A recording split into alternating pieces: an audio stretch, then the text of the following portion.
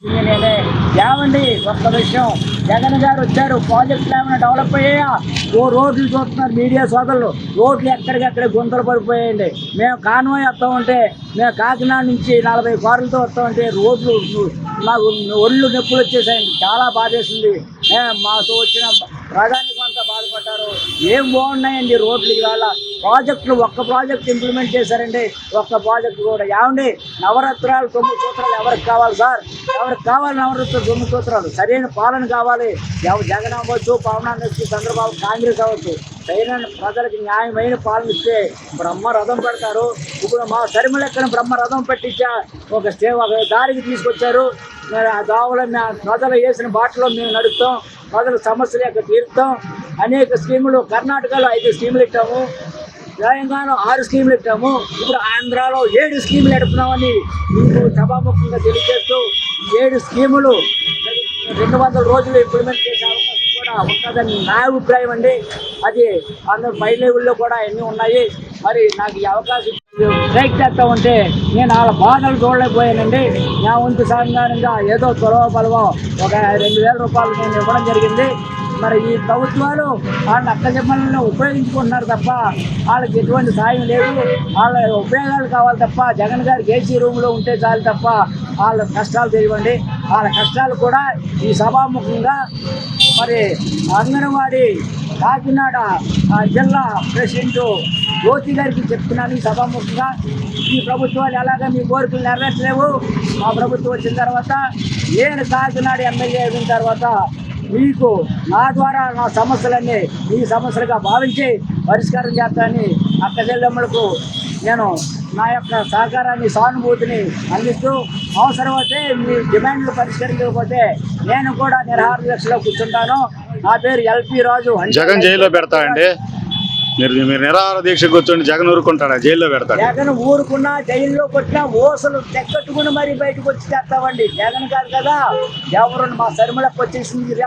జగన్ గారు సీట్లు ఖాళీ అయిపోతున్నాయండి, సీట్లు ఖాళీ అయిపోతున్నాయి.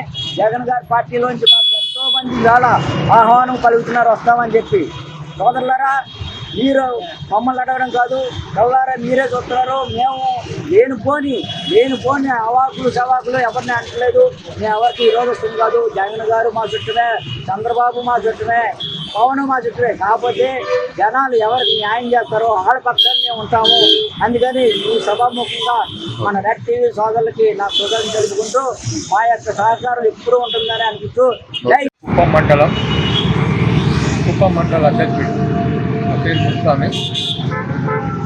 మేము 10 మంది 20 మంది వచ్చాం కుప్పం నుంచి. వచ్చినా కూడా ఇక్కడ ఈరోజు ఏర్పస్ట్ పోయినామా చూస్తే ఇంతవరకు కాంగ్రెస్ పార్టీ లేదనుకునే పరిస్థితి ఉంది. ఇప్పుడు చూస్తే ఏమి బ్రహ్మాండ జనాభా ఏమిది, ఆ జనాలు చూసి ఓర్చుకోలేకుండా ఈ జగన్ రెడ్డి ఏం చేసినంటే వాళ్ళు వచ్చే వ్యాన్లు నిలిపేసినారు. ఎందుకంటే ముందు ఏమంటారు 10-20 వస్తాను, ఇప్పుడు ఏమంటే లెక్కలేని బండ్లు వస్తాండే, లెక్కలేని జనాభా. ఆ సర్వేలమ్మ చూస్తుండే ఆయన ఆకర్షణ ఏమో తెలియదు కానీ రాసిరెడ్డి కూతురు ఆయమ్మ. అందుకోసం జనాభా ఆయమ్మ కోసం ఖాళీలు వస్తారంటే ఇంతవరకు మేము 10 సంవత్సరాలు చూస్తున్నాము. ఈ అమ్మక 10 ఇచ్చినప్పటి నుంచి వచ్చింది ఈరోజే మాకు 10 ఇచ్చినామో. ఇచ్చే కొంత ఏమి జనాభా అది వచ్చి ఆపేసినారు. వచ్చినట్టు మేమంతా ధర్నా చేసిన తర్వాత వదిలిపెట్టినారు. అది ఎందుకు పని చేస్తారు? వాళ్ళు పార్టీ వాళ్ళది, వాళ్ళ సిద్ధాంతాలు వాళ్ళది. వీళ్ళేమైనా మాట్లాడే అవకాశం ఉందా? మేమేమైనా ఇదే రూలింగ్ ఉన్నాం? అదేమన్నా మాది ప్రతిపక్షము. మా మీద ఎందుకంటే మేము ఏడు ముందుకు డెవలప్మెంట్ అయిపోతాం, కాంగ్రెస్ పార్టీ ముందుకు వచ్చేస్తున్నాము. దీన్ని అణిగి దొక్కాలనే విషయంతోనే వీళ్ళు ఎంత చేస్తారు. ఇదంతా మంచి పద్ధతులు కాదు. మీ పార్టీ మీది, మా పార్టీ మాది. కానీ మీరెందుకు ఈ రాజ్యాంగం చేస్తారు? దీనిపైన ఇట్లా పనులు చేస్తే చాలా తీవ్రంగా పరిణామాలు ఉంటాయని మేము తెలియజేస్తాం కాంగ్రెస్ పార్టీ తరఫున. అంటే అందరు నాతోనే ఉన్నారు, కాంగ్రెస్ ఒట్టి కొట్టమే అంటున్నారు. లేదండి సార్, అదంతా ఉత్తమ మాటలు. ముందరకు ఉండింది ఒక రకము, ఇప్పుడు ఒక రకం అనుకున్నారు. అట్లని ఇప్పుడు ఏమంటే శర్మిలమ్మ వచ్చింది, ఆ ఉత్సాహం అనేది ఉంది. ఇక జగన్ రెడ్డి పాలన అయిపోయినట్లే మాకు అనిపిస్తాం.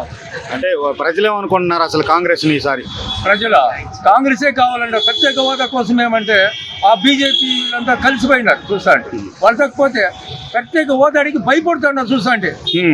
మోడీ పోయే కొందికి జైలు వేస్తారని భయం అవుతుంది, వాళ్ళు కేసులు ఉన్నాయని భయం వాళ్ళకి. ఇట్లా చంద్రబాబుకి భయం అవుతుంది, ఇట్లా జగన్ రెడ్డికి భయం అవుతుంది. ఈ కాంగ్రెస్ పార్టీ అంటే ఎవరికి భయపడదు. ధైర్యంగా పోరాడేదానికి కాంగ్రెస్ పార్టీ మేమేమి అరాజకాల పనులు చేస్తాంలే, కూనీలు పనులు చేయలేము. మేము ధైర్యంగా అడిగే హక్కు ఉంది మాకు. వాళ్ళు భయపడుతుంది, ఏడెత్తుకు జైలు వేస్తారని భయం వాళ్ళు. మేము ఖచ్చితంగా కాంగ్రెస్ పార్టీ ప్రత్యేక హోదా మాకు గెలుస్తానే, కాంగ్రెస్ పార్టీ రాహుల్ గాంధీ ప్రధాని అవుతానే ప్రత్యేక హోదా కంపల్సరీ చేస్తామని ఆలోచిస్తాం. అంటే ఈ ప్రజలు కేసులుండి భయపడే వాళ్ళకి మద్దతు ఇవ్వాలా లేకపోతే ఎవరికి ఇవ్వాలంటారు? కేసులు భయపడకుండా గెలిచే వాళ్ళకి మద్దతు చేయాలి ప్రజలు ఏం చేస్తారంటే వాళ్ళు ఇది ఇప్పుడు ఏమవుతుందంటే ఈ బీజేపీ అనేది బి అంటే బాబు, జే అంటే జగన్, ఆ టైప్ లో పి అంటే పవన్ అయిపోయింది చూసానికి. వీళ్ళంతా జరిగిందో వాళ్ళకి కూడి కడతా ఉన్నారు. ఎవరికి? బీజేపీకి. వీళ్ళు కలిసేది వీళ్ళు, వాళ్ళు కూడి కట్టి వాళ్ళకి ఇస్తున్నారు. కానీ వీళ్ళు ఏం చేసింది కలుస్తాం, మేము కలుస్తానే ప్రత్యేక హోదా చేస్తామంటారు. లాస్ట్ ఆడిపోతే వాళ్ళు కాలు పట్టుకోండి. 4.5 ఏళ్లలో ఏమన్నా కనపడిందా డెవలప్మెంట్ రాష్ట్రంలో? జగన్ డెవలప్మెంట్ ఆడ కనపడతా ఉంది. ఎక్కడ చూసినా అరాజకాలు జరుగుతా ఏమి జరిగింది ఏమి కనపడతా ఉంటాం. ఖచ్చితంగా చంద్రబాబు ముఖ్యమంత్రి అవుతారని మేము అనుకుంటా ఉన్నాము. కాంగ్రెస్ సీనియర్ లీడర్స్, కార్యకర్తల ఉత్సాహం కానీ ప్రజల్లో మార్పు కానీ అందరూ గమనిస్తూ ఉన్నారు. ఖచ్చితంగా మేడం గారికి ఈ రానున్న ఎలక్షన్లో భారీ మెజారిటీతో గెలుస్తారని మా కాంగ్రెస్ ఎమ్మెల్యేలు మనస్ఫూర్తిగా అనుకుంటా ఉన్నాము. ఎంపీలు కూడా గెలుస్తామని అనుకుంటా ఉన్నాము. ఖచ్చితంగా మేము ఈ రాష్ట్రంలో అధికారంలోకి వస్తామని తెలియజేస్తా ఉన్నాం సార్. అంటే ఈ రోజు ఎలా ఉంది, వేవ్ ఎలా ఉంది అసలు? లీడర్లు వీళ్ళంతా వస్తే ఒక్కసారిగా మాకు బాగా ఉత్సాహం కలిగించింది సార్. పార్టీలో మేడం వచ్చిన తర్వాత పాత వాళ్ళు రాకుండా ఉండే వాళ్ళు, లోపలికి పోయిన వాళ్ళంతా కూడా బయట వచ్చినారు. అందరూ ధైర్యంగా మాట్లాడగలుగుతా ఉన్నారు, తిరుగుతూ ఉన్నారు. కాబట్టి మనకి ఎటువంటి ఇంకా భయం లేదు. సరిగా మేడం ఏమన్నా చూసుకుంటా ఉందని మాకు ఒక నమ్మకం వచ్చింది. మా రాయలసీమ జిల్లాలో కూడా ప్రత్యేకంగా ఇలాంటి పరిస్థితుల్లో మీకు అందరికీ తెలిసిందే రాయలసీమ జిల్లాలో ఎలా ఉంటుందనేసి. కానీ ధైర్యంగా మేము తిరిగి చేయగలుగుతా ఉన్నామంటే మేడం వచ్చిన శుభ సందర్భంగా మేము భావిస్తా ఉన్నాం సార్. అంటే కాంగ్రెస్కి ప్రజల్లో ఎలా ఉంది అభిప్రాయము? కాంగ్రెస్కి ఇప్పుడు కొద్దిగా మార్పు కనిపిస్తా ఉంది సార్. అక్కడక్కడ ముందు మాదిరిగా ఇప్పుడు ఏదో స్టేట్ డివైడ్ చేస్తానని చెప్పేసి ఏదో కొద్దిగా దెబ్బతీసింది. కానీ ఈసారి అట్లుండదు. ఖచ్చితంగా మేము అసెంబ్లీలో అడుగు పెడతాము. పార్లమెంట్లో కూడా, సెంట్రల్లో కూడా మేము అధికారం వస్తామని మేము ధైర్యంగా తెలియజేస్తాము సార్. అంటే 2024 ఎన్నికల సీట్లు ఏమైనా వస్తాయి అసలు? ఖచ్చితంగా మాకు 19 సీట్లు వస్తుందనుకుంటున్నాం సార్. ఎమ్మెల్యేలో 4 ఎంపీలు వస్తామనుకుంటున్నాం సార్. ఓకే, ఇప్పుడు ప్రత్యేక హోదా వచ్చింది అనుకుంటున్నారు కాంగ్రెస్? సెంట్రల్లో మా పార్టీ కూర్చోడానికి ప్రత్యేకత కల్పిస్తుందని మేము భావిస్తున్నాం సార్. మా పార్టీ పెద్దలతో కూడా మేము ఖచ్చితంగా దీని గురించి తీసుకుంటాం. అసలు ఎలక్షన్ నడిపించాలంటే యూత్ కావాలి. యూత్ ఉన్నారా కాంగ్రెస్ లో? ఖచ్చితంగా ఉన్నారు సార్. అందరూ ఇప్పుడు ఏదో కొన్ని పార్టీల పరిస్థితుల వల్ల లోపల ఉండిపోయినారు. ఇప్పుడంతా బయట వస్తూ ఉన్నారు. ఎమ్మెల్యేలు కానీ ఎవరు కానీ పాత సీట్లు లేని వాళ్ళు వీళ్ళంతా కూడా కొంతమంది వచ్చి మా పార్టీకి సీక్రెట్గా చూస్తా ఉంటే తెలుస్తా ఉంది విషయాల్లో. ఖచ్చితంగా బలపడుతుంది పార్టీ. జగన్మోహన్ రెడ్డి వాళ్ళ చెల్లెలు ఇక్కడ తెలంగాణలో ఎట్లయితే వెనక్కి తిరిగి వచ్చిందో అట్లాగే మళ్ళీ వెనక్కి తిరిగి వెళ్ళింది ఇక్కడ నుంచి అంటున్నారు. తెలంగాణ విషయము వేరే సార్, ఏపీ విషయం వేరే. ఇక్కడే ఆమె పుట్టి పెరిగింది కాబట్టి ఇక్కడ వేరే విషయాలుగా ఉంటుంది. కడప జిల్లా, కర్నూలు, అనంతపురం, చిత్తూరులో భారీగా పట్టుంది. కోస్తాసీమలో కొద్దిగా మనకి తెలియదు ఆ విషయాల్లో. మా ఏరియాలో బాగా పట్టుంది సార్. ఓకే, ఇప్పుడు షర్మిల ఆధ్వర్యంలో పార్టీ బాగా నిలదొక్కుంటుంది అనుకుంటున్నారా? ఖచ్చితంగా నిలదొక్కుంటుంది సార్.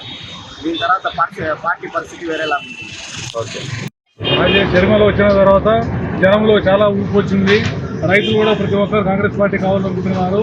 రాహుల్ గాంధీ ఖచ్చితంగా ఇటువంటి పరిస్థితుల్లో ప్రధానమంత్రి కావాలని ప్రజలు కోరుకుంటున్నారు.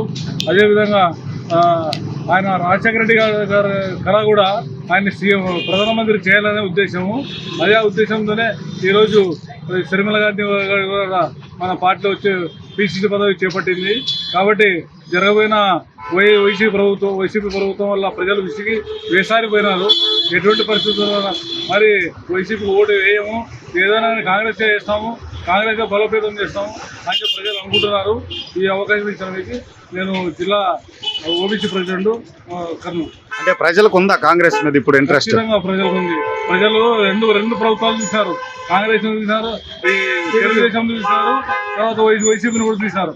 చూసి ప్రజలు వీళ్ళేం అభివృద్ధి చేయలేదని చెప్పి ఇక మన ప్రత్యామ్నాయం కాంగ్రెస్ ప్రభుత్వమే. కాంగ్రెస్ సెక్యులరిజమైన పార్టీ. ఖచ్చితంగా వాళ్ళు కావాలని కోరుకుంటున్నారు. అదేవిధంగా కుల మతాలతో అతీతంగా ఉండేదా ప్రభుత్వము మతాల పేరుతో విభజించి జనాన్ని చాలా ఇబ్బంది పెడుతున్నారు. కాబట్టి ఖచ్చితంగా కాంగ్రెస్ పార్టీ అయితే అందరు కలపకపోతుంది, అందరికి న్యాయం చేస్తుంది.